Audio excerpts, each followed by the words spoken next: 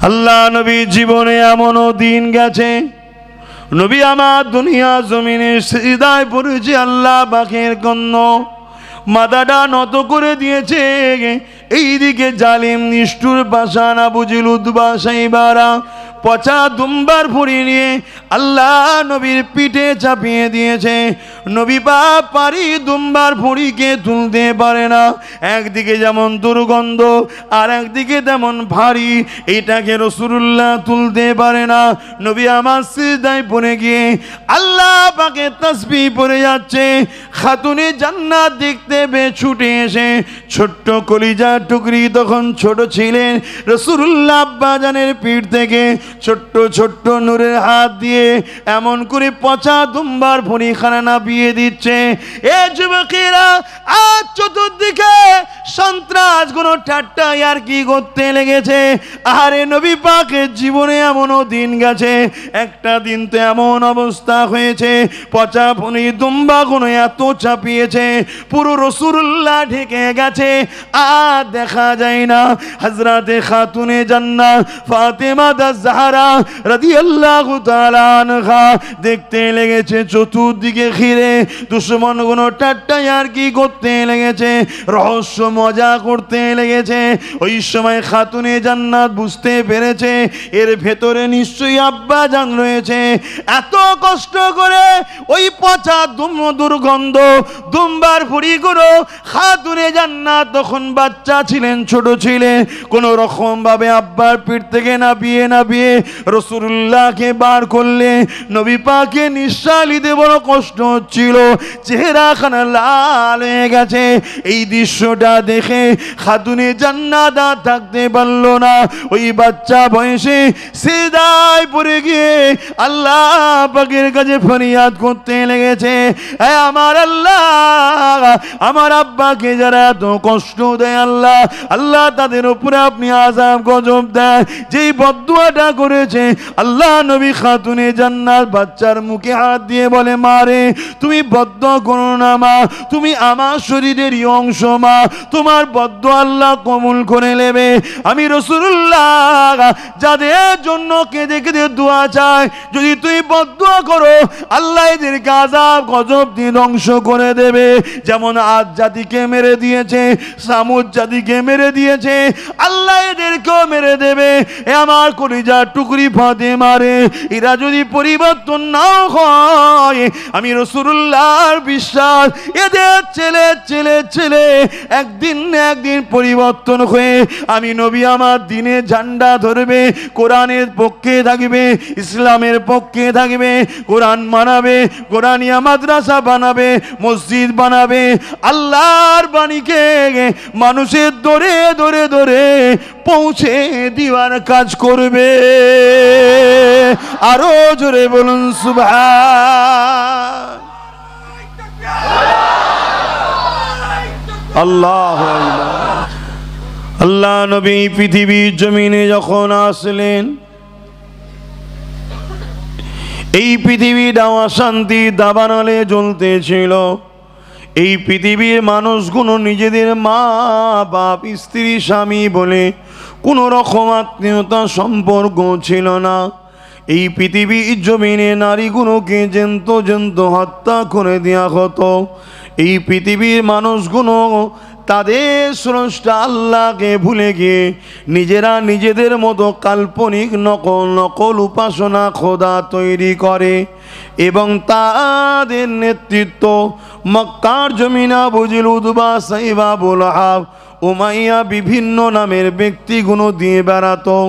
পৃথিবীর জমিনে গরিবদের কোনো অধিকার ছিল না, পৃথিবীর জমিনে গরিবদের কোনো সম্মান মর্যাদা ছিল না, পৃথিবীর জমিনে এতিমদের কোনো অধিকার সম্মান ছিল না, পৃথিবীর জমিনে বিধবাদের কোনো সম্মান মর্যাদা ছিল না, পৃথিবীর জমিনে বাপ মায়ের কোনো সম্মান মর্যাদা ছিল না।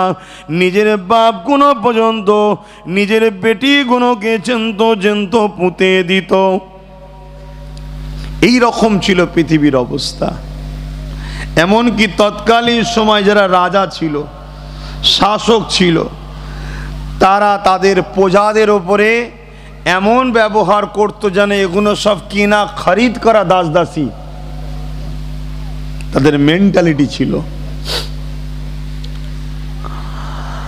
আল্লাহ রাব্বুল আলামিন দুনিয়ার জমিনে যখনই অন্যায় বেড়েছে, দুনিয়ার জমিনের মানুষগুলো যখন আল্লাহ ভুলে গিয়ে নকল খোদার উপাসনা করতে লেগেছে, দুনিয়ার মানুষগুলো যখন অন্যায় খারাপ রাস্তায় চলে গেছে, দুনিয়ার মানুষগুলো যখন পাপাচারে লিপ্ত হয়েছে, মহান স্রষ্টা আল্লাহ ওই মানুষগুলোকে সঠিক রাস্তা দেখাবার জন্য নবী রসুল ও আসমানি কিতাব পাঠিয়েছে। ঠিক তেমনই ঈসা নবী চলে যাবার পর 500 বছর এই পৃথিবীর জমিনে কোনো নবী রসুল আসেনি। এই পৃথিবীটা অন্যায় অত্যাচারে ভরে গিয়েছিল, এই পৃথিবীতে অশান্তির দাবানল জ্বলে উঠেছিল, এই পৃথিবীতে খুন খারাপি জেনা ব্যভিচার ধর্ষণ ভরে গিয়েছিল। এই পৃথিবীতে মানুষ এক আল্লাহকে ছেড়ে দিয়ে নিজেদের হাতের কথা নকল খোদা তৈরি করেছিল। ওই নিজেদের তৈরি করা নকল প্রভুকে খুশি করার জন্য ছোট্ট ছোট্ট বাচ্চাগুলোকে জবাই পর্যন্ত করে দেওয়া হতো, তাদের নামে উৎসর্গ করে দেওয়া হতো। এই ছিল মানবরূপী মানুষের চরিত্র। তারা মানুষত্ব ছেড়ে দিয়ে পশুতে পরিণত হয়ে গিয়েছিল। এই সকল ধ্বংস পৃথিবী ও মানুষগুলোকে বাঁচাবার জন্য আজ থেকে 1500 কিছু কম বেশি আগে 570 খ্রিস্টাব্দে বাড়ির রবিউল আউয়াল সোমবার শুভেচ্ছা থেকে সময় আমার আপনার নবী নূর নবীকে আল্লাহ পাক তোমার আমার জন্য রহমাতাল লিল আলামিন করে পাঠিয়েছিলেন। আরো জোরে বলুন সুবহান। নারে তাকবীর, নারে তাকবীর, আল্লাহ। আওলাদে মুজাদ্দিদে জামান। এত সহজে কিন্তু আমরা এই অন্যায় থেকে বেঁচে আসিনি। যদি আজও সে সিস্টেম চলে আসতো তাহলে আমরাও আমাদের বেটিগুলোকে জ্যান্ত পুঁততাম, আমরাও আমাদের মা বাপের মর্যাদা বুঝতাম না, আমরাও আমাদের বাচ্চাগুলোকে নকল খোদার খুশির জন্যে জবাই পর্যন্ত করতাম। আমরা যারা গরিব আজকের দিনে আমাদেরও কোমরে বেড়িতে বেলালের মতো বাজারে বিক্রিও করে দেওয়া হতো।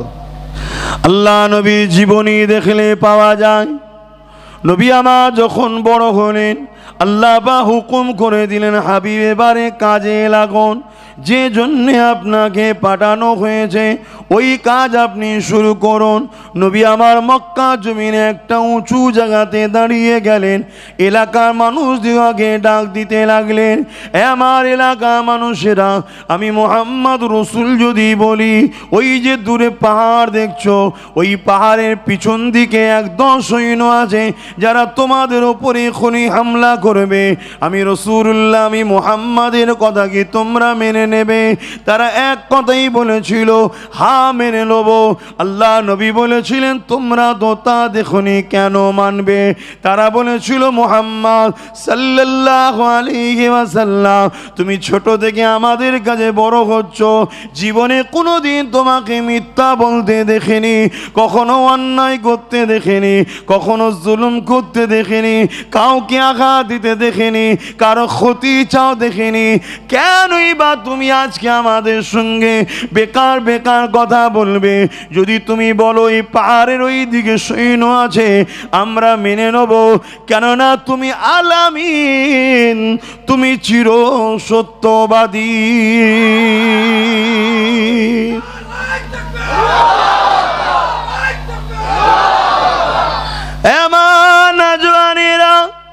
এই কথাটা কারা বলছে? যারা কিনা এক আল্লাহকে মানে না, যারা নিজেদের মন করা নকল প্রভু তৈরি করে ফেলেছে। ঈসা নবী চলে যাওয়ার পর আর কেউ সত্যে দাওয়াত দিবা ছিল না, সমাজ অন্ধকার হয়ে গেছে। মনে রাখবে, আজ 500 বছর বন্ধ হয়ে গিয়েছিল। যদি এত বড় অন্যায় হতে পারে, 360টা নকল খোদা তৈরি করতে পারে, মায়ের সঙ্গে দূর নোংরা কাজ করতে পারে, বেটিগুলোকে জ্যান্ত পুঁতে দিতে পারে, এই আজ বন্ধ করে দিলে কতটা সমাজ খারাপ হয় ভেবে দেখো। আজকের দিনেও যারা কোরআনের আলোচনার মাহফিলকে বন্ধ করতে চাইছে, তারা চায় আমার আপনার ঘরের বাচ্চাগুলো, আমার আপনার ঘরের মা বোন বেটিগুলো, তারা যেন আল্লাহ রসুলকে ভুলে গিয়ে ওই জাহিলিয়াতের যুগে চলে যায়। জাহিলিয়াতের যুগে চলে গেলে কি হবে? আজকের আবু জেহেলের বড় বাজার চলবে, আজকের উদবার বড় বাজার চলবে, আজকে সাইবার বড় বাজার চলবে। আজকে দিনে যারা রোম সাম্রাজ্যের মতো লুটতে চায় তাদের বড় দাদাগিরিটা চলবে। কেননা ইসলাম বলেছে অন্যায়ের বিরুদ্ধে শক্ত হাতে প্রতিরোধ করতে হবে। ইসলাম যেমন নামাজ পড়ান না, ইসলাম যেমন রোজা রাখান না, ইসলাম যেমন হজ করান না, মনে রাখবেন এগুলোর থেকেও আগে ইসলাম অন্যায়কে শক্ত হাতে মিটিয়ে দিবার না। যেটা থেকে তো আমাদের ঘরে বড় প্ল্যান করে অনেক দূরে সরিয়ে দিয়েছে না? কি সরিয়েছে না সরাইনে? আর আব্বাস সিদ্দিকী যখন এসে মানুষকে বোঝাচ্ছে আসো অন্যায়ের বিরুদ্ধে লড়তে হবে, জুলুমের বিরুদ্ধে লড়তে হবে, গরিবদের অত্যাচারীদের বিরুদ্ধে লড়তে হবে, মিথ্যাবাদীদের বিরুদ্ধে লড়তে হবে, তখন তারা দেখছে আরে অনেক কষ্ট করে এদেরকে ভুলিয়ে ভালিয়ে শুধু নামাজ ধরিয়ে রেখে দিয়েছিলাম, হঠাৎ করে আবার আব্বাস বেরিয়ে পড়লো কেন? তারা তাই আমার ওয়াজগুলোর উপরে বেশি ডিস্টার্ব হয়। কথা মাথায় ঢুকছে না? ঢোকে নে? মনে রাখবেন, আপনি দুটো ভালো কাজ যদি মিস করে ফেলেন আল্লাহ তারপরও পানিশমেন্ট দেবে, কিন্তু সমাজে অন্যায় দেখার পরও যদি চুপ থাকেন কিয়ামতের দিন আপনাকে বুবা শয়তান করে আল্লাহ তুলবে। মুসলমান ঘরের ছেলে মেয়েরা, তরুণেরা, বাপেরা, আল্লাহ নবী যখন তাদেরকে বললেন আমাকে তাহলে এতই আপনারা বিশ্বাস করেন, ওই পারের পাদদেশে যদি আমি বলি এমন করে সৈন্যরা রয়েছে আপনারা না দেখে মেনে নেবেন, এটা একটা খবরের কথা আমি বলছি। এ যুবকেরা, তরুণীরা, বাপেরা, খবর কাকে বলা হয়? যেটা ঘটেছে কিন্তু আপনি দেখেন না, কেউ আপনাকে শোনাচ্ছে। পাহাড়ের ওই দিকে সৈন্য রয়েছে, এটা দেখে না। রাসূলুল্লাহ বলছে এই কথাটাকে খবর বলা হয়। রাসূলুল্লাহ হলেন মুখবির। তোমরা আমাকে এত বিশ্বাস করো, আমার এই কথাটাকে মেনে নেবে? সবাই বলল হ্যাঁ মেনে নেব।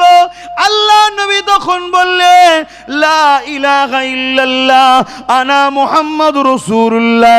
তোমরা যে নিজের হাতে তৈরি করে হাজার রকম খোদা বানিয়েছো, এখনো তোমাদের প্রভু নয়। কেন তোমাদের প্রভুকে কেউ দেখেনে, তিনি আছে কিন্তু কেউ দেখেনে। তোমাদের প্রভু এক, দ্বিতীয় কেউ নয়। তোমাদের প্রভু তিনি জিল্লাহে মা ফিস সামাওয়াতি ওয়া মা ফিল আরদ। সেই আল্লাহ আমাকে নবী রাসূল করে পাঠিয়েছে, তোমরা কি তিনাকে আল্লাহ বলে মেনে নেবে? কয়েক মুহূর্তের আগে যারা বলল রাসূল তুমি আল আমিন চির সত্যবাদী, নবী যেই বলল লা ইলাহা ইল্লাল্লাহ আনা মুহাম্মাদুর রাসূলুল্লাহ, সঙ্গে সঙ্গে তারা বেঁকে বসলো। আল্লাহ নবীকে ছোট বড় কথা বলতে লাগলো। নবী আমার বাবার মা খারা কাঁদতে কাঁদতে ঘরে ফিরে গেলেন। পরের দিন নবী আমার মানুষকে আবার জড়ো করতে লাগলেন। এত সহজে হয়নি বাপ। আমরা তো জন্ম নিয়ে দেখছি এ মাথায় মসজিদ, ও মাথায় মসজিদ, বীজখানে মসজিদ, পাড়ার মুখে মসজিদ, পাড়ার শেষে মসজিদ, কারো কারো ঘরে একটা একটা করে করলে আরো ভালো হয়। কি এরম সব হচ্ছে না? হয় না গ্রামগুলোয়? হ্যাঁ, একটু কিছু ঠেলাঠেলি হতে শুধু বাকি, অমনি একটা গেড়ে দাও, করে ফেলো একটা। এই আমাদের মধ্যে রেসারেসি চলছে না? চলে না বলুন? হ্যাঁ চলছে। কেন? সহজে পেয়েছি তো, সহজে পেয়েছে। আর এখন পয়সারও অভাব নেই। সুদখোরের কাছেও যে বলছে মসজিদ হবে দে, বলছে মার্বেলটা করে দেবো ওখানে যা। ও তাই নাকি? সুদখোর সাহেব জিন্দাবাদ, মানে ওটা বলতে পারছে না, ওনার নাম ধরে বলছে জিন্দাবাদ। দেখা যেতে সে সুদের পয়সায় মসজিদের মার্বেল করে দিয়েছে। এই নামাজ হবে? কথা বলেন।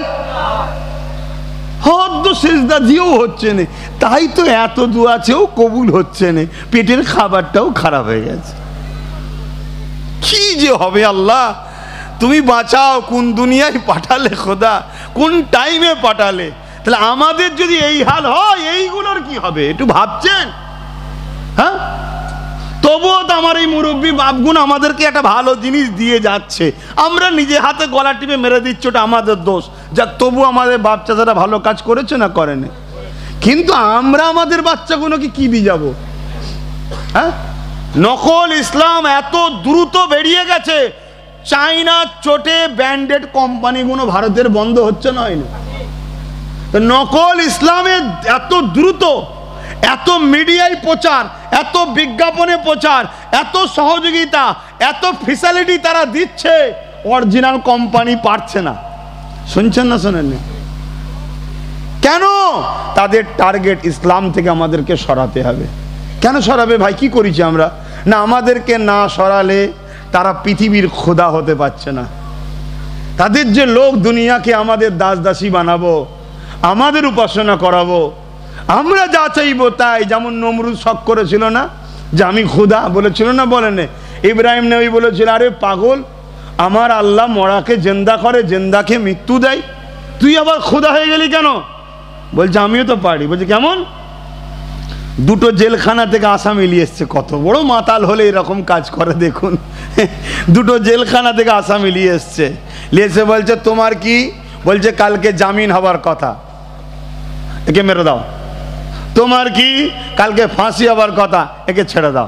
দেখলে না, যে মরার কথা ছিল তাকে ছেড়ে দিলাম, বাঁচিয়ে দিলাম, আর যে বাঁচার কথা ছিল তাকে মেরে দিলাম, আমি খোদা। আচ্ছা, এর চেয়ে বড় আনাড়ি পাগল দ্বিতীয় কেউ আছে? কিন্তু কিছু করার নেই, আল্লাহ আমাদের পরীক্ষার জন্য এরকম পাগল ধরে মাঝে মাঝে ক্ষমতায় বসাই, আমাদের পরীক্ষার জন্য। কিচ্ছু করার নেই বাপ, মেনে নিতে হবে। এসব আল্লাহর কুদরতি সিস্টেম। কেন আল্লাহর বিনা হুকুম যারা গাছের পাতা লড়ে নে, হত বড় শয়তান নমরুদ কি করে পৃথিবীর রাজা হয়? আল্লাহর বিনা হুকুম যারা হয়, হুকুমই আছে কিন্তু আমাদের টেস্টের জন্য, পরীক্ষার জন্য। কথা বুঝছেন? তখন ইব্রাহিম নবী বলছে শয়তানকে জব্দ করতে গেলে অন্য ডোজ দিতে হবে। আল্লাহ নবীদেরকেও তো আল্লাহ জ্ঞান দেয় না।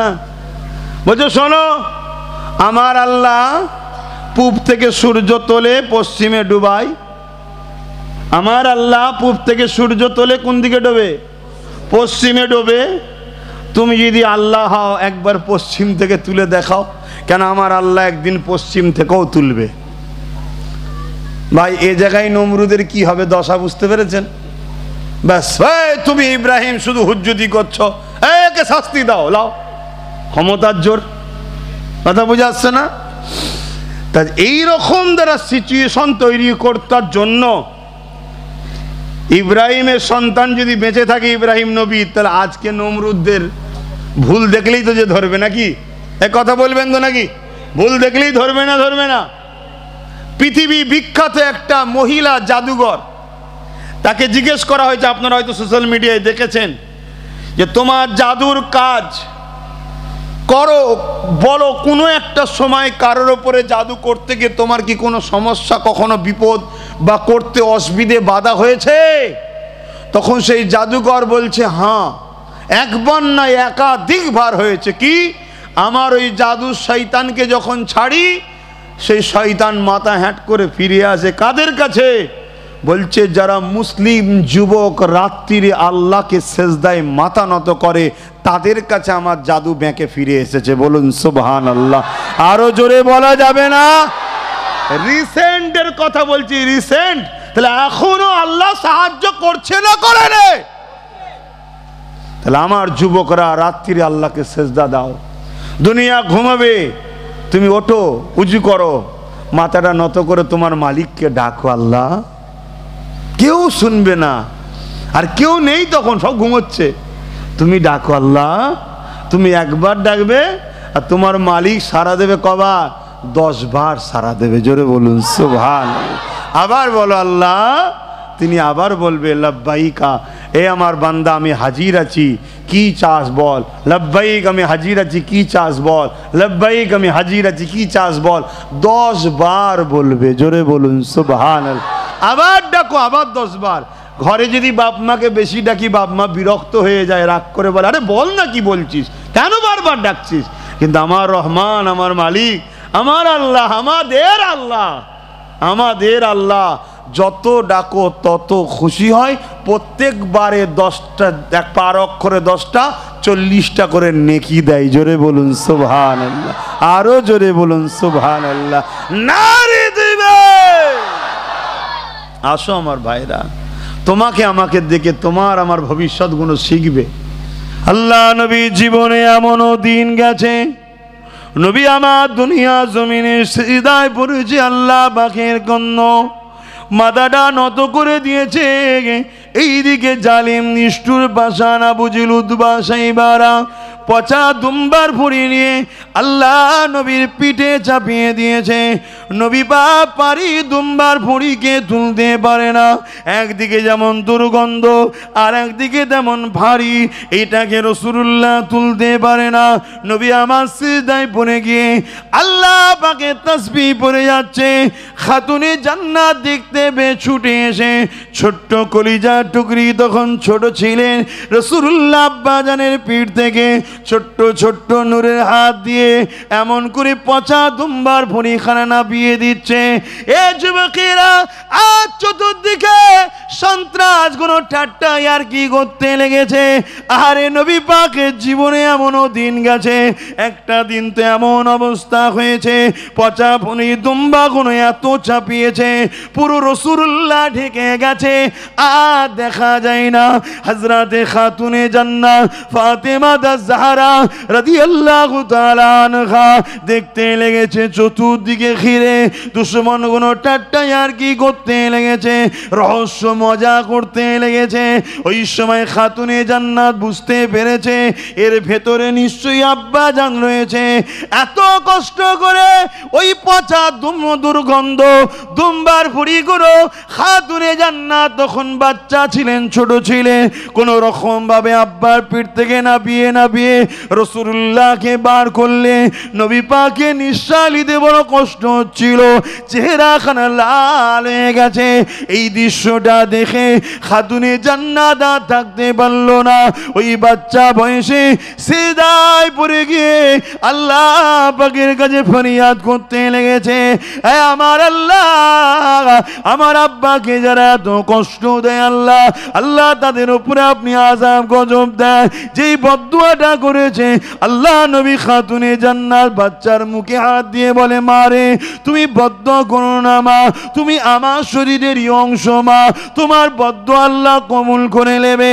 আমি রাসূলুল্লাহ যাদের জন্য কেঁদে কেঁদে দোয়া চায়, যদি তুই বদদুয়া করো আল্লাহ এদেরকে আযাব গজব দিয়ে ধ্বংস করে দেবে। যেমন আদ জাতিকে মেরে দিয়েছে, সামুদ জাতিকে মেরে দিয়েছে, আল্লাহ এদেরকেও মেরে দেবে। এ আমার কলিজার টুকরি ফাতেমা রে, এরা যদি পরিবর্তন না হয়, আমি রাসূলুল্লাহর বিশ্বাস এদের ছেলে ছেলে ছেলে একদিন না একদিন পরিবর্তন হয়ে আমি নবী আমার দিনের ঝান্ডা ধরবে, কোরআনের পক্ষে থাকবে, ইসলামের পক্ষে থাকবে, কোরআন মানাবে, কোরআনিয়া মাদ্রাসা বানাবে, মসজিদ বানাবে, আল্লাহর বাণীকে মানুষের দরে দরে দরে পৌঁছে দিবার কাজ করবে। আরো জোরে বলুন সুবহান আল্লাহু আকবার। ইয়া রাসূলুল্লাহ, নারায়ে রিসালাত, নারায়ে রিসালাত। তখন বলতে হবে কি, ইয়া রাসূলুল্লাহ, অর্থাৎ রিসালাতের বুলন্দি। আর রিসালাতটা কার? আমার নবীর। কথা বুঝে আসছে তো? যাক, আসেন, আমি কি কথা বলছিলাম, আমার রাসূল পাক সাল্লাল্লাহু আলাইহি ওয়াসাল্লাম কত কষ্ট করেছে ভাবুন তো আমার ভাইয়েরা। সেই নবীর যদি যাররা পরিমাণ ভালোবাসা থাকে, একটু ভাবুন, কখনো অইচ্ছাকৃত নামাজ কাজা হয়ে গেছে, আলাদা করা, ইচ্ছা করে কাজা করা কি উচিত হবে আমাদের? দ্বিতীয় নম্বর কথা, যারা মসজিদ মিটাচ্ছে, মাদ্রাসা মিটাচ্ছে, দিন মিটাচ্ছে, তাদেরকে শক্তিশালী করা কি আমাদের উচিত হবে? এগুলো ভাবতে হবে বাপ। আর এগুলো যখনই আজকের দিনে ভাবাবো, তারা তখনই আমায় টার্গেট করবে। দরুদ শরীফ আল্লাহুম্মা সাল্লি আলা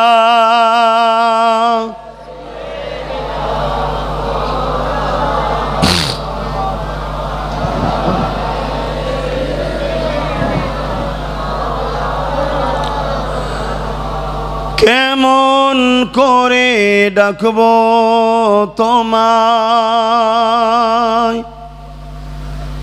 ডাকতে জানি না হি আল্লাহ, কেমন করে ডাকবো তোমায়।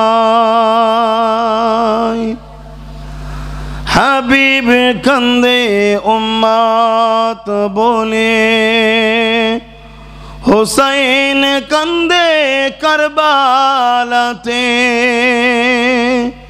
হাবিব কান্দে উম্মত বলে, হুসাইন কান্দে কারবালাতে। ইমাম পাক কারবালাতে কেন কাঁদছিলেন? আল্লাহ আমায় বাঁচাও। কি জন্য কাঁদছিলেন? আল্লাহ ৭২টা তোমার রাস্তায় দিয়েছি, তুমি কবুল করে লাও। জোরে বলুন সুবহানাল্লাহ। পুরো দুনিয়া যদি আমি দিই আর আল্লাহ যদি কবুল না করে কিছু হবে আমার? তো ৭২টা দিয়েছি আল্লাহ তোমার প্রেমে। নিজের ছোট্ট বাচ্চা ৩-৪ মাসের বাচ্চা আলী আসগার, তাকেও দিয়েছি আল্লাহ। বড় সাহেবজাদা, তাকেও দিয়েছি। মেজ ছেলেটা অসুস্থ ছিল, ইসলামে বিমারি অসুস্থদের নিষেধ আছে যাওয়া, তাই হুজুর তাকে ইজাজত দেয়নি, কিন্তু তিনিও নিয়ত করেছিলেন যে আমাকে আব্বা ইজাজত দেওয়া হোক। যিনার নাম জাইনাল আবিদিন বলা হয়, কিন্তু আলী আওসাদ নাম। তিনিও ময়দানে হাজির ছিলেন। বড় ভাই ইমামে হোসাইন পাকের সাহেবজাদারাও কুরবানি, বোন তিনার বাচ্চারাও কুরবানি, সর্বদিক দিয়ে পুরো পরিবারের ৭২ জন আল্লাহর রাহে কুরবানি হয়েছে। প্রত্যেকটা জেসেম মুবারককে, কেন ওনাদের বাচ্চাদের ব্যাপারে একটু ভাষাও ঠিক করে বলতে হবে ভাই। এখন তো সব মৌলী সাহেবদের মুখে ভাষা টাষা কিছু নেই। আর নবীদের শানে, সাহাবাদের শানে কি সব উল্টো পাল্টা বলছে। আর আমাদের ঘরের ছেলেরাও সাথে দাওয়াত করে নিয়ে আসে, আবার যেও বসে। উফ, আরে ওনাদের বিষয়ে একটু ভাষা অনেক বুঝে বুঝে বলতে হবে। ওনারা কারা, ওনারা কারা একটু ভাবতে হবে। স্বাভাবিক আমি যদি আমার নিজের বাপকে বা বড় ভাইকে আমাদের মতো করে একটু ভাষায় ডেকে ফেলি, তাও তার সেন্টিমেন্টে লেগে যায়। কি ভাই ভুল বললাম? ওনাদের যদিও না লাগে, মনে রাখবেন আল্লাহ ছাড়বে না। আল্লাহ নবী, নবী, দয়া নবী কতটা কষ্ট করেছে দিন ইসলামের জন্য। আল্লাহ নবী যখন মানুষের কাছে যেতে লেগেছে, দিনের প্রচারটা করতে লেগেছে, মক্কা জালিমদের কানে যখন চলে গেল, তারা আমার রাসূলুল্লাহকে রুখতে লাগলো। কিভাবে রুখতে লাগলো? আমার নবী পাক যখন কোনো জায়গায় বসে আলোচনা করবে, ওই আলোচনাটাকে প্রথম বন্ধ করতে চাইল। আজ যে শুধু একদল লোক নবীর আর কোরআনের আলোচনা, একদল লোক দিনের আলোচনা যে বন্ধ করছে তা নয়। সেদিন আবু জেহেল ডাইরেক্ট রাসূলুল্লাহকে রুখতে চেয়েছিল। আজকে তাদেরই উত্তরসূরিরা নবীর দিনের আলোচক দিয়ে ঘরে রুখতে চাইছে। মনে রাখবেন, আজ আপনি কাদের কাতারে দাঁড়াবেন? সাহাবাদের কাতারে দাঁড়াবেন, না আবু জেহেলের উত্তরসূরিদের কাতারে দাঁড়াবেন? নবীর গোলামদের কাতারে দাঁড়াবেন, না আবু জেহেলের অনুসারীদের কাতারে দাঁড়াবেন? এ যুবকেরা, তরুণেরা, বাপেরা, আল্লাহ নবী, নবী, দয়া নবী তাই আলোচনার মাহফিল কখনো এখানে কখনো ওখানে করতে লাগলো। এইভাবে রাসূলুল্লাহ পাকের উপর জুলুম করতে লাগলো। এমনও দিন গেছে আল্লাহ নবী যখন আলোচনা করতে লেগেছে, ওই আবু জেহেল, উতবা, সাইবা, আবু লাহাব বাচ্চাদের ঘরে হুলিয়ে দিয়েছে, যাও মুহাম্মাদের আলোচনার সামনে গিয়ে তোমরা একটু হই হই করে চিৎকার চেঁচামেচি করো। ছোট্ট ছোট্ট বাচ্চারা বোঝে না, তারা চিৎকার চেঁচামেচি করতে লেগেছে। আল্লাহ নবী বুঝতে পেরে গেছেন এগুলো বাচ্চাদের কাজ নয়, এদের পিছনে রয়েছে আবু জেহেল, উতবা, সাইবা। তাই রাসূল আমার আলোচনাটাকে রাত্রির দিকে করে দিল, যাতে করে বাচ্চারা তো তখন ঘুমিয়ে পড়বে। এ যুবকেরা, তরুণেরা, আবু জেহেল যখন দেখলো রাসূল রাত্রির দিকে আলোচনা করে দিয়েছে, আবু জেহেল সমস্ত বদমাইশরা এক জায়গায় মিটিং ডাকলো। ওই মিটিং ডেকে ঘোষণা করে দিল, মুহাম্মদ রাসূলের আলোচনায় যারা যাবে তাদেরকে কতল করে দেওয়া হবে। আজকে আমাদেরও সমাজে দেখা যায় যারা ন্যায়ের পক্ষে, হকের পক্ষে, আল্লাহ রাসূলের পক্ষে কথা বলে তাদের বিষয়ে তো বলা হয় এদের মাহফিলে যারা যাবে ঘর বাড়ি ভেঙে দেওয়া হবে, গাড়ি ভেঙে দেওয়া হবে, টাকা আটকে দেওয়া হবে, বিভিন্ন কাজ আটকে দেওয়া হবে। বলা হয় না হয়নি বলো? কিন্তু এই চমকানি দেখে যদি ঘাবড়ে যাও তোমার বাচ্চা কোনো সময় কি হবে? তোমার বাচ্চা কোনো সময় বলা হবে কোরআনের মাহফিলে যদি কেউ যায়, মসজিদ মাদ্রাসায় যদি কেউ যায় তাকে দেশদ্রোহী মামলায় ভরে দেওয়া হবে। হয়তো আমার কথাটা কারো হাসি মনে হতে পারে, হাসি মনে হতে পারে। কেন? আমি আমার বাপের কথা তো বলছি না যে ঘটবে না, আমার আব্বার কথা নাও ঘটতে পারে। আমি কথা বলছি কার? মাদানীওয়ালার কথা বলছি। তিনি যা বলে গেছে সবে কিয়ামত পর্যন্ত সবটা ঘটবে। জোরে বলুন সুবহানাল্লাহ। কিচ্ছু করার নেই। শরীফ আল্লাহুম্মা সাল্লি আলা।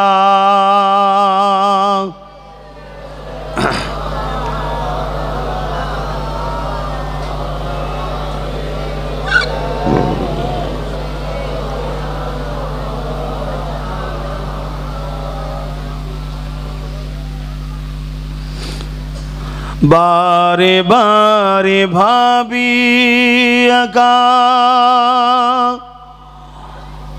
বসে নিরালাই রে,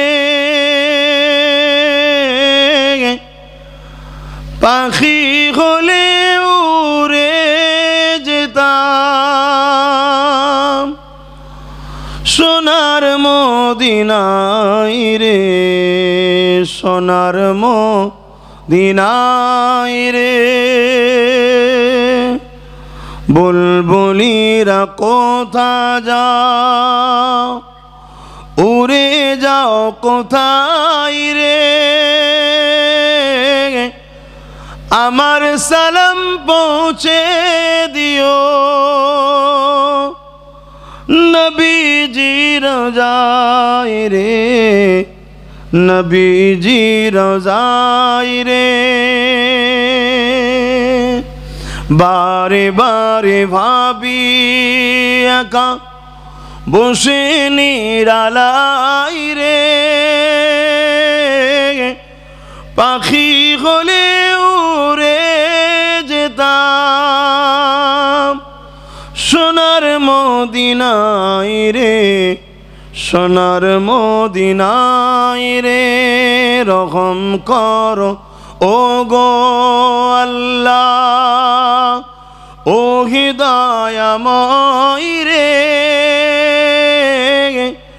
পাই যেন নবীর শাফাত, নবী মুস্তাফায় রে, নবী মুস্তাফায় রে। আল্লাহুম্মা সাল্লি আলা।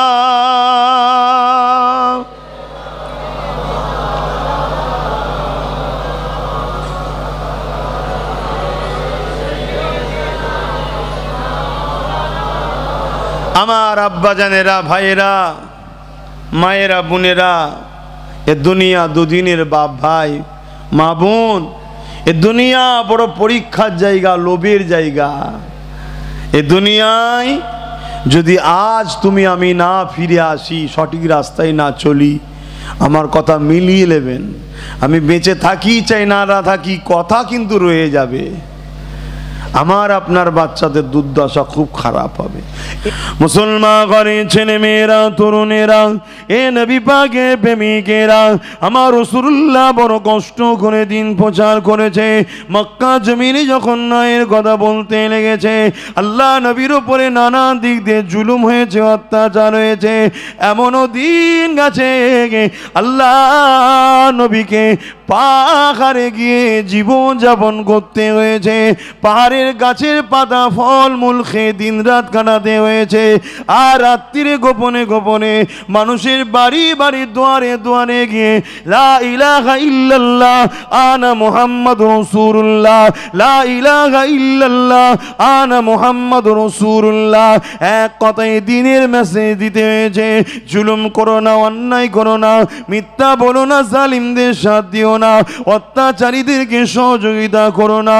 আল্লাহ তোমাকে বানিয়েছে, তোমাকে আল্লাহ পাক কাজ দিয়েছে, নাই করো না এর পক্ষে থাকো। অন্যায়ের বিরুদ্ধে তোমাকে সংগ্রাম করতে হবে, গরিবদের পক্ষে দাঁড়িয়ে লুটেরাদের বিরুদ্ধে সংগ্রাম করতে হবে, মুসলিমের পক্ষে দাঁড়িয়ে জালিমের বিরুদ্ধে লড়াই করতে হবে। এ যুবকেরা, এই লড়াইয়ে যদি তোমার আমার কপালে যদি শাহাদত লিখা থাকে, নিজেকে বড় ধন্য মনে করো, কেননা আজ নয় কাল মৃত্যু তো অবশ্যই হবে। কিন্তু মানুষও মরে, কুকুর ছাগলও মরে, এই দুই মরণ যেন এক না হয়ে যায়। পৃথিবীর বুকে শ্রেষ্ঠ মরণ হলো আল্লাহর রাহে হাসতে হাসতে জীবনকে উৎসর্গ করে দিবা। এ যুবকেরা, তরুণেরা, বাপেরা, আল্লাহ নবী এইভাবে দিনের কাজ করেছে, এত কষ্ট গেছে রাসূলুল্লাহ জীবনে। আল্লাহ নবী, নূহ নবী, দয়া নবীকে জানে পর্যন্ত মারতে চেয়েছে, নবীকে নিজের মাতৃভূমি ছেড়ে দিয়ে ইয়াসরিব মদিনাতে চলে যেতে হয়েছে।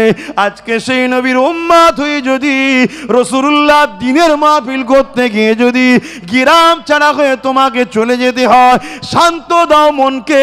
আমি পাপী হতে পারি, আমার জীবনের কোনো একটা কাজ হয়তো আল্লাহ পছন্দ করেছিল, তার বিনিময়ে আল্লাহ আমার নবীর হিজরতের সুন্নতটা পালন করিয়ে দিল। আরো জোরে বলুন সুবহান। কথা বুঝছেন না বোঝেননি? না জানি তোমার কোন কাজটা আল্লাহর পছন্দ ছিল, আমি তো জানি না, কিন্তু তুমি একটা ভালো কাজ করতে গেছো, তার জন্য তোমাকে ঘর ছাড়া। এখন এরকম ছেলে আছে না?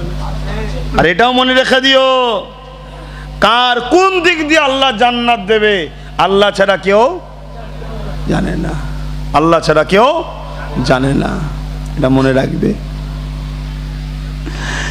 এ নওজোয়ান তরুণেরা, এ নবী পাকের প্রেমিকেরা, আল্লাহ নবীর জীবনে এমনও দিন গেছে, মক্কার মানুষ যখন আর রাসূলুল্লাহর কথা শুনছে না, নবী আমার পাশে তায়েফের জমিনে চলে যেতে লাগলে, তায়েফের মানুষকে যে বলি আল্লাহর কথা, ন্যায়ের কথা, সত্যর কথা, সাম্যের কথা, শান্তির কথা, ভালোবাসার কথা, এমন করে ইনসাফ ইনসানিয়াতের কথা, গরিবের অধিকারের কথা, এগুলো যা বলছি সবগুলো হলো ইসলাম।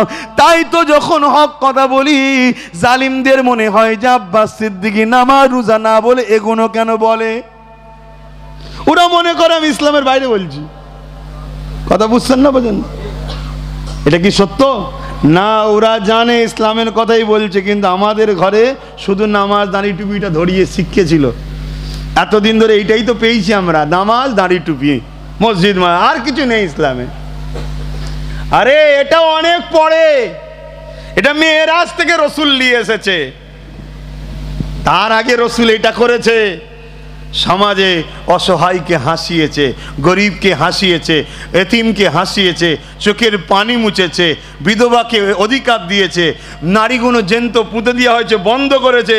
এগুলো করে সমাজে অন্যায়কে খতম করে দিবার পর সমাজে শান্তি প্রতিষ্ঠিত হয়ে গেছে, বাগান পরিষ্কার ঝকঝকে, আর জঙ্গল নেই, কোনো খুন নেই, রাহাজানি নেই, দুর্নীতি নেই, চিরি নেই, চিটিংবাজি নেই, প্রতারণা নেই, জুলুম নেই, অত্যাচার নেই, সব মানুষ হাসছে। আল্লাহ তখন নবীকে ডেকেছে, আসুন যান নামাজ আর রোজা লিজে চাষ করুন। জোরে বলুন সুবহানাল্লাহ। বেকার বেকার বসে থাকবে কেন? কাজ তো দিতে হবে। তখন এনেছে, আর এখন জঙ্গল নিজেরাই বেনিয়ে নিজেরাই মসজিদে ঢুকে বলছে আল্লাহ বাঁচাও। এখনো সময় আছে বাপ ভাই, আমার কথা কি খারাপ লিখছেন? এখনো সময় আছে। মক্কা জালিম নিষ্ঠুর পাষাণেরা রাসূলুল্লাহ যাবার আগে দ্রুত ঘোড়া চালিয়ে মক্কার জালিমদের কাছে খবর পাঠিয়ে দিল, মুহাম্মদ যদি তায়েফে জমিনে আসে তাহলে তোমাদেরকে রুখতে হবে, কেননা মুহাম্মদ যা বলে ঠিকই বলে, সত্য বলে। কিন্তু মুহাম্মদ রসুলের কথা যদি সমাজের মানুষ শুনে লায় তাহলে গরিবরা এক হয়ে যাবে, অসহায়রা এক হয়ে যাবে, বঞ্চিতরা এক হয়ে যাবে। আমরা যে মানুষকে দাস দাসী বানিয়ে রেখেছি, আমরা যে মানুষের প্রভু সেজে বসে আছি, এই সব রাজত্বগুলো বন্ধ হয়ে যাবে। এই জন্যে মুহাম্মদ রসুলকে রুখতে হবে। কথা মতো কাজ। তাইফের সন্ত্রাস জালিমেরা এমন করে হালকা হালকা বয়সের বাচ্চাদের হাতে পাথর ইট পাটকেল তুলে দিল। আমার রাসূলুল্লাহ যেতে লেগেছে, আহারে দয়া নবীকে দেখে বলতে লাগলো, ওটা পাগল আসছে, নাউজুবিল্লাহ। ভেবে দেখেন, তুমি আমি দাড়ি রাখাতে দুনিয়া যদি পাগল বলে তো কি আছে? রাসূলুল্লাহকে জালিমরা পাগল বলেছে, তুমি আমি কোথাকারের কে? রাখো সব, মুখে দাঁড়িয়ে রাখো, মাথায় টুপি দাও। আমাদের চিনাও দরকার যে আছি কজন, আমরা তো চিনতেও পাচ্ছি নি কজন আছি। কথা বুঝছেন না? একটা বাজারে দুজনকে ধরে টানাটানি হচ্ছে, ওখানে হয়তো আছি আমরা 200 জন, কিন্তু এ ওর মুখের দিকে ওর মুখের দিকে, কেউ কাউকে বুঝতে পারছে না যে কারা। আর যে টানছে সেও ভাবছে এরা হয়তো দুজনই শুধু আছে। আর যদি সবার স্যাম্পেল থাকতো মাথায় টুপি আর মুখে দাড়ি, তাহলে টান্দার সাহস চলিত না, আর আমরাও বুঝতে পারতাম কজন আছি। আর এমনি মনে রাখবেন, আমরা যত রসুলের সুন্নতে জিন্দেগি করব, এমনি দুনিয়ার জালিম গুণে এমনি হার্ট অ্যাটাক করে করে মরে যাবে। আসুন না, পরিবর্তন হন না, পরিবর্তন হন। হ্যাঁ, পৃথিবীতে যত বড় বড় সায়েন্টিস্ট অন্য ধর্মের হলেও তারাও দেখুন না মুখে দাঁড়িয়ে রেখেছে। কেন? তারা রিসার্চ করে দেখেছে এখানে কিছু নার্ভ আছে যেগুলোতে খুর চালালে, ব্লেড চালালে মানুষের চোখের রেটিনার ক্ষতি হয়, স্বাস্থ্যের জন্য ক্ষতি হয়, সেক্সুয়াল পাওয়ার নষ্ট হয়। আর বেশি কিছু খুলে বলতে পারছি না। এগুলো রাখুন না ভাই, অসুবিধে কি আছে? আমার নবীকে কি দেখতে খারাপ লাগতো? আর নাউজুবিল্লাহ মিন জালেক, না আমাদের মৌলানা সাহেবকে দেখতে খারাপ লাগছে? আমার কথা বাদ দেন ভাই, কথা বুঝে আসছে না? রাখুন, রাখুন। আমার আব্বা দেখুন কত সুন্দর মুখে দাঁড়িয়ে রেখেছে, রাখেন। আপনারা সব হালকা বয়সের ছেলে রাখা শুরু করুন, মাথায় টুপি দেবেন। মুসলমান ঘরে ছেলে মেয়েরা, তরুণেরা, বাপেরা, আল্লাহ নবী যখন জমিনের দিকে যেতে লাগলো, আর ওই শিখানো লোকগুলো দিয়ে আমার রাসূলুল্লাহর ওপরে তারা ঢিল পাটকেল ছুটতে লাগলো, আল্লাহ নবীর ওপরে তার আঘাত করতে লাগলো। ভেবে দেখেন, যে নবী তোমাকে আমাকে শাফাত করে জান্নাতে নিয়ে যাবে, যে নবী তোমাকে আমাকে এক আল্লাহ চিনিয়েছে, যে নবী তোমাকে আমাকে বাপ মার মোহাব্বত করা শিখিয়েছে, যে নবীর জন্য তোমার আমার বাপ মা তোমাকে আমাকে এখনো ভালোবাসে, যে রাসূলুল্লাহ তোমাকে আমাকে মানুষ বানিয়েছে, ইনসাফ ইনসানিয়াত শিখিয়েছে, মানব বন্ধন শিখিয়েছে, যে নবী তোমাকে আমাকে এখনো পর্যন্ত সবর করে রয়েছো। হাজারো লোক তোমার ধর্মের উপরে আঘাত দেয়, তুমি কখনো কারো ধর্মের উপরে আঘাত দিয়ে কথা বলো না। এই যে অন্যের ধর্মের উপরে আঘাত দিও না, অন্যের ভালোবাসাকে আঘাত দাও না, এটা আমার রাসূলুল্লাহ শিক্ষা। কেন নবী আমার বলেছে, কারো দিলকে তুমি ভেঙে দিও না, কারো ভালোবাসার উপরে, বিশ্বাসের উপরে আঘাত দিও না। এই বারবার আমার কোরআনকে গালি দেওয়া হয়, আমার রাসূলুল্লাহকে ছোট বড় কথা বলা হয়, আমার আল্লাহর শানে গুস্তাখি করা হয়, কিন্তু আমরা কখনো অন্য কারো ধর্মের উপরে আঘাত দিই না, কথা বলি না, কারো ধর্মগ্রন্থকে নিয়ে তুচ্ছ তাচ্ছিল্য করি না, কারো ধর্মীয় গুরুকে নিয়েও তুচ্ছ তাচ্ছিল্য করি না, কারো বিশ্বাসকে নিয়েও তুচ্ছ তাচ্ছিল্য করি না, কখনো কারো ধর্মের বিশ্বাসকে স্যান্ডেল বানাই না। কিন্তু আমার আল্লাহর নামকে বারবার করা হয়, আমার রাসূলুল্লাহর নামকে বারবার করা হয়, কিন্তু আমরা কখনো করি না। কেন করি না? এই মানবতা, এই মানব প্রেমটা, এই মনুষ্যত্বটা আমাদেরকে আল্লাহ নবী শিখিয়েছে। নবী বলেছে, তোমরা যদি আমাকে ভালোবাসো, অন্যের ভালোবাসাকে আঘাত দেবে না। নবী বলেছে তোমরা যদি ইসলামকে ভালোবাসো অন্য ধর্মের উপরে আঘাত দেবে না। নবী বলেছে তোমরা যদি কোরআনকে ভালোবাসো অন্যের কিতাবের উপরে আঘাত দেবে না। তোমরা যদি আল্লাহকে ভালোবাসো অন্যের বিশ্বাসের খোদার উপরে আঘাত দিতে যেও না, কেননা জবাব নিবার মালিক তো তুমি নয়, জবাব নিবার মালিক হলো স্রষ্টা আল্লাহ। তুমি মানুষ, সেও মানুষ, মানব বন্ধনে মিলেমিশে থাকো, কিন্তু তোমার ধর্ম তোমার ঈশ্বর তুমি পালন করো। কিন্তু আজকে দুঃখের বিষয় আমার ঘরের হাজারো ছেলেরা নিজের ধর্ম নিজের উৎসবে পাওয়া যায় না।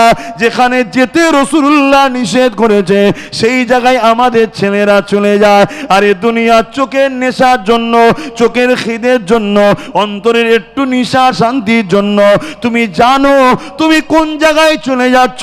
যেখানে মৃত্যু যদি তোমার হয়ে যায় তাদের সঙ্গে হাসর নাসর তোমার হবে। তাই বলবো তওবা করো, পরিবর্তন হও। আমার রাসূলুল্লাহ অনেক কষ্ট করে এই দিন ইসলাম সভ্যতা ইনসাফকে দিয়ে গেছে। আল্লাহ নবী তায়েফের জমিনে এত মার খেয়েছিলেন, নবী পাকের শরীর দিয়ে রক্ত বেরোতে বেরোতে নবী আমার তায়েফের জমিনে অজ্ঞান চৈতন্য হয়ে পড়ে গেল।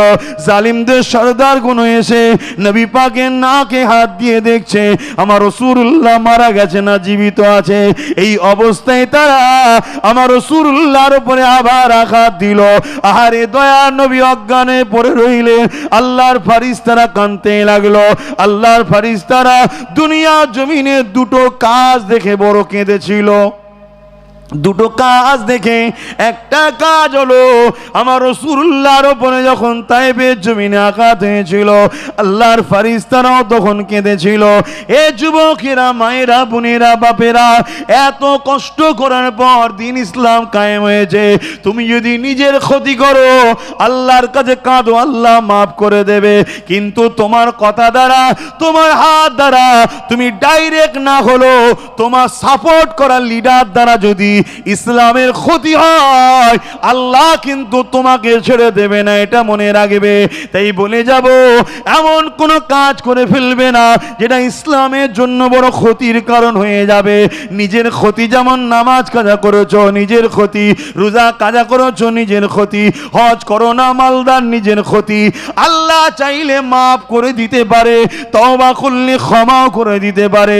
কিন্তু আমার নবীর ইসলামের একটা ছোট্ট সুন্নাতকেও যদি কোনো কেউ মিটাতে চায়, সেটা তুমি ডাইরেক্ট হোক বা ইনডাইরেক্ট হোক বা কোনো জালিম মিটাচ্ছে তার হাতকে তুমি শক্তিশালী করেছো, মনে রাখবে আমার আল্লাহ তোমায় দুনিয়াতেও মিটাবে, আখিরাতে চির জাহান্নামী বানিয়ে দেবে।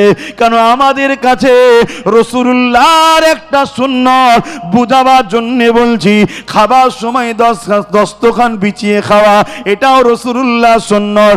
এই সুন্নাতটার মূল্য আব্বাস সিদ্দিকীর মুখ থেকে শোনো, সাহাবাদের কাছে কত ছিল, নিজেদের জান চলে গেলেও ভালো ছিল রাসূলুল্লাহর এই দস্তখান বিছিয়ে খাওয়া এই সুন্নাতটা আরো দামি ছিল। আরো জোরে বলুন সুবহান। প্রত্যেকে চেষ্টা করবেন ঘরে দস্তখান বিছিয়ে খাওয়া। যখন বেরিয়ে গেল কথাটা বললাম, মনে রাখবেন ছোট্ট একটা সুন্নাত যদি মিটে যায়। এই সামনে রোজার মাস আসছে,